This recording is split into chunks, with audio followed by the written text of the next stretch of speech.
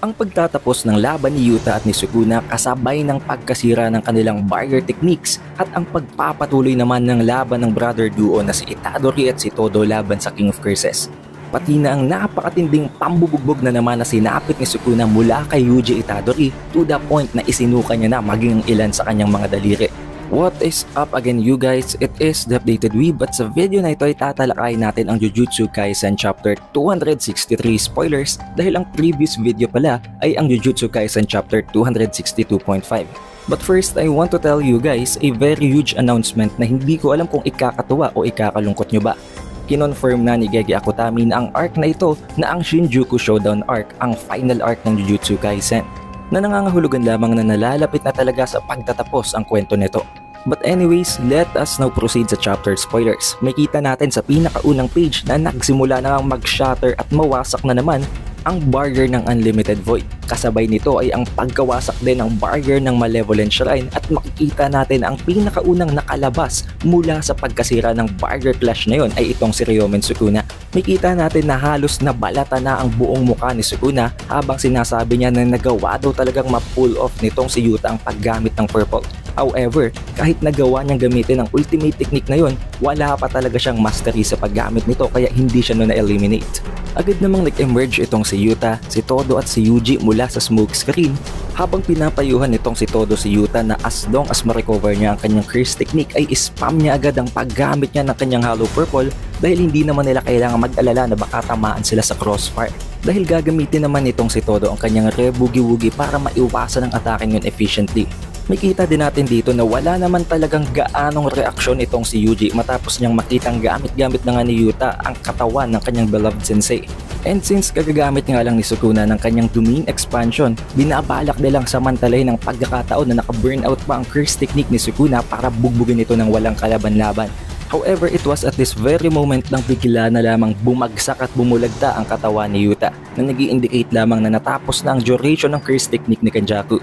Isa ito sa mga naging miscalculations ni Yuta Okkotsu dahil inakala niya na matapos niyang gamitin ang kanyang domain expansion, ang magiging burnt out curse technique niya lamang ay ang limitless. Hindi niya inaasahan na madadamay ang curse technique ni Kenjaku sa magiging side effect nun.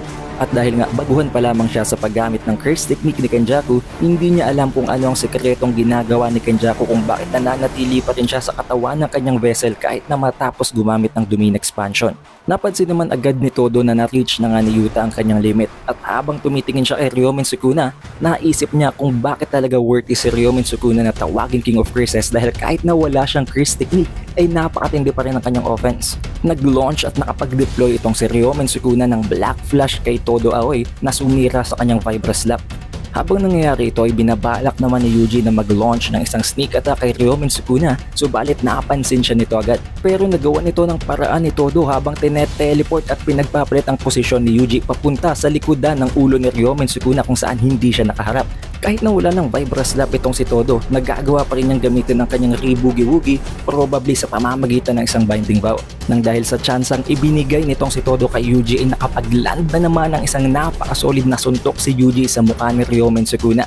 Hindi ito inaasahan ni Sukuna dahil alam niya na sinira niya ng Vibra Slap nitong si Todo subalit nagulat siya nang tingnan niya si Todo na itinatama ang Vibra Slap sa kanyang ulo. Ito ngayon ang kanyang alternate activation ng re-boogie-woogie. At hindi lamang yon, matapos makita nitong si Todo ang mga nag-shatter na ng mga pieces ng barrier technique ng Unlimited Void, naisip niya na makakatulong pa ito para sa kanyang position swapping.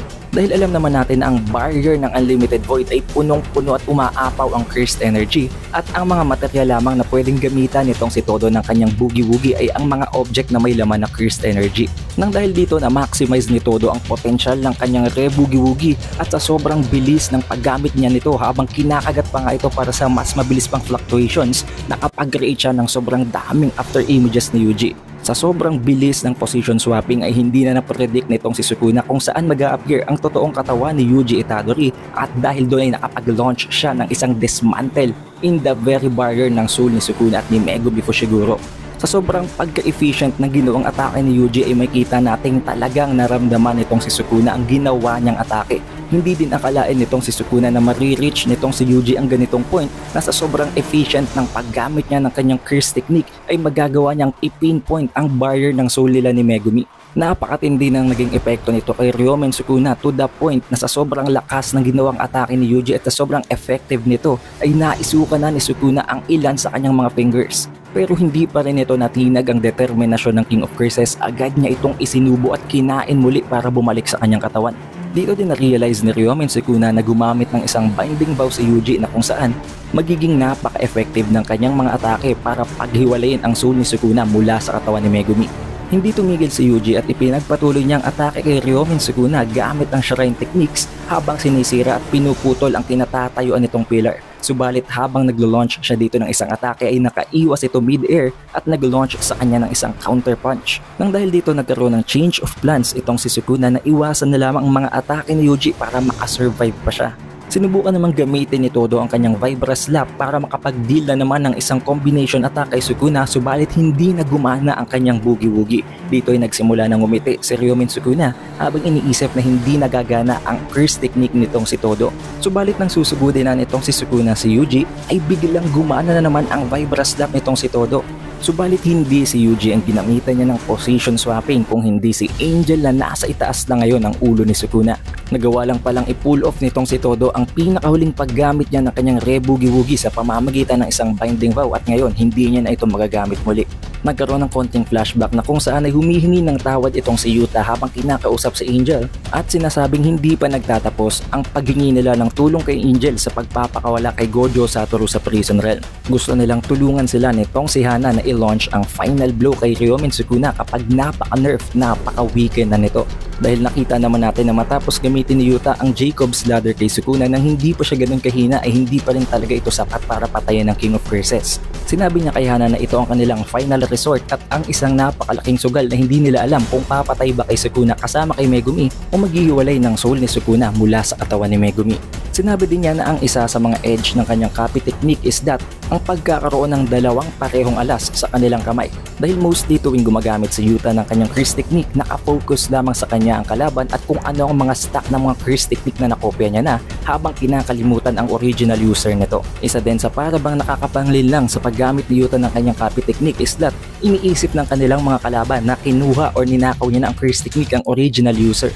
Na nakita naman natin na i-take advantage nitong si Yuta nang gamitin nitong si Inumaki ang kanyang technique laban kay Sukuna. Kaya naman ngayon ay hindi din inaasahan ni Sukuna na biglang mag-a-appear ngayon itong si Angel and for the very last page ay ginamit na naman ni Angel ang kanyang maximum output, Jacob's Ladder kay Ryomen Sukuna na alam naman natin kung gaano ka-effective maging sa King of Curses. Especially at this point na talagang sobrang hina na nitong si Sukuna. And that is where the chapter ends. And sadly, there will be a chapter break next week at sinabi na nga ni Gege Akutami na ito na ang final arc ng Jujutsu Kaisen. Kaya hindi natin alam kung magkakaroon pa ba ng merging or hindi na. Dahil kahit naman sabihing ito na ang final arc, kilala natin si Gege Akutami sa isa sa mga author na mahilig gumawa ng mga mini arcs na pwedeng gawin niyang ang merging ang pinakahuling kabanata sa loob ng Shinjuku Showdown. But don't be sad because magkakaroon pa rin naman tayo ng full chapter review by this weekend. Don't forget to leave a like, subscribe and ring the bell button para palagi kang updated and notified tuwing magkakaroon tayo ng bagong Jujutsu Kaisen contents, especially sa spoilers and full chapter review. Also, don't forget to follow our Facebook page at ang ating official TikTok account. It is The Updated Weeb and I will see you guys on the next one.